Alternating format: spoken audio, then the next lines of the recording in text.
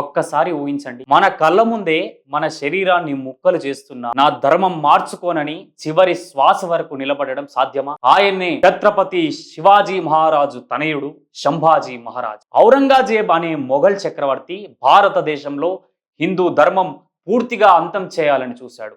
ఎక్కడ దేవాలయం కనిపించినా కూడా కూల్చేసిండు, ఎక్కడ హిందూ తలెత్తినా నరికేసిండు. కానీ అతనికి ఒక భయం ఉండేది, అదే మరాఠా సామ్రాజ్యం. సంభాజీ మహారాజ్ పేరు, ఎందుకంటే సంభాజీ మహారాజు యుద్ధంలోకి దిగితే మొఘల్ సైన్యాలు వెనక్కి పరిగెత్తేవి. అలా సంవత్సరాల పాటు ఔరంగజేబును నిద్రపోనివ్వలేదు మహారాజు.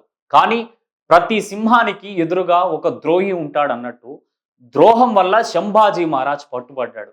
అక్కడి నుంచి మొదలైంది అసలైన నరకం.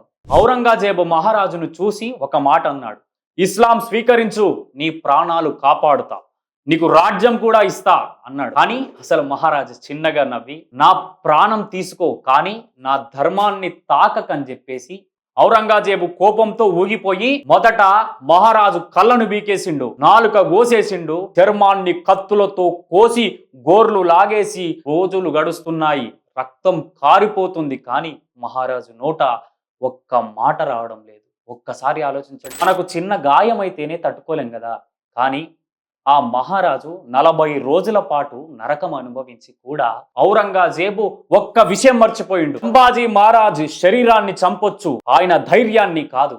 అందుకే ఈరోజు కూడా చరిత్ర గట్టిగా చెబుతుంది ఏమని, హిందూ ధర్మం ఖడ్గంతో కాదు, సంభాజీ మహారాజ్ ఛత్రపతి శివాజీ మహారాజు లాంటి వీరుల త్యాగాలతో నిలుస్తుంది. అందుకే ఇప్పటికైనా హిందువుల జోలికొస్తే ఎవడు ఊరుకోడు.